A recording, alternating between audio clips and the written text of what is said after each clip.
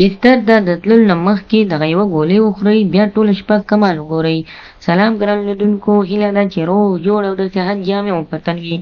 زه یو ځل بیا ستاسو په خدمت کې د یو نوي ویډیو سره حاضر یم. هیله ده چې د پام وړ مو وګرځېږي.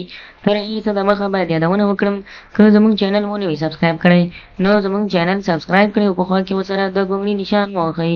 مننه. د ویډیو تر پایه سره اوسئ تر څو په دې نسخه ښه ځان پوه کړئ.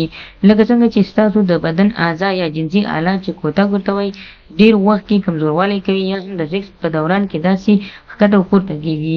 کولی شئ د هغه د خولې څخه چې کله اوبه هم ځي د وروسته د تشو ویتیازو څخه یا د سرعکس څخه تاسو یې د دې علاج هم کولی شئ. کولی شئ د سروبیکزیډ او د هغه ترڅنګ ایویان ګولۍ استعمال کړئ. دغه ګولۍ په دې طریقه استعمالیږي او تاسو کولی شئ تر 2 میاشتو پورې دغه دوامدار استعمال کړئ. سروبیکزیډ او د هغه ترڅنګ ایویان ګولۍ د انسان د بدن لپاره هغه انرژي پوره کوي کوم چې د وخت د میتیازو یا هم د سرعکس په وخت کې د ستاسو د ذکر یا هم د یو څو خبرو په واسطه د ستاسو د ذکر څخه وځي. کولی شئ د سروبیکزیډ او د ایویان په واسطه تاسو دغه انرژي بنده کړئ، یعنې کومه انرژي چې تاسو څخه بغیر د کومې فایدې یا بغیر د کوم ګټې د ستاسو د ذکر یا بدن څخه خارجېږي، کولی شئ ایویان او سروبیکس ګولۍ استعمال کړئ. د دې خوړل داسې دی چې هر سهار کولی شئ دغه دواړه ګولۍ په نهر تاسو وخورئ. دا داسې کېږي چې کله تاسو خوړل نو تاسو د دې نه مخکې په شیدو کې ځان ته شات یا ګبین هم ګډ کړئ. ګبین به ګډ کړئ او له هغه وروسته به تاسو دغه دواړه ګولۍ لومړی له اوبو سره او د هغه وروسته چې کله که اوبه نه وي نو تاسو کولی شئ د شیدو سره وخورئ چې ګټه یې 2 چنده زیاته ده.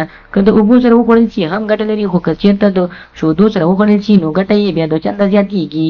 کولی شئ تر 2 میاشتو پورې استعمال کړئ. بیا به وګورئ چې ستاسو په ذکر کې څومره مضبوطوالی او قویوالی راځي. د اکثره خلکو دغه ډېر زیات سوچ او تشویش وي او ډېرو ځایونو ته منډې رامنډې وهي.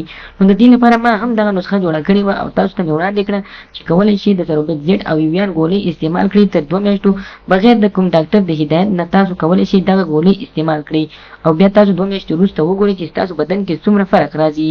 نو خدای دې وکړي ملګرو چې زموږ د ویډیو څخه غلط مطلب وانخلئ. زموږ ویډیو لایک کړئ، شیر کړئ او زموږ چینل هم سبسکرایب کړئ. مننه.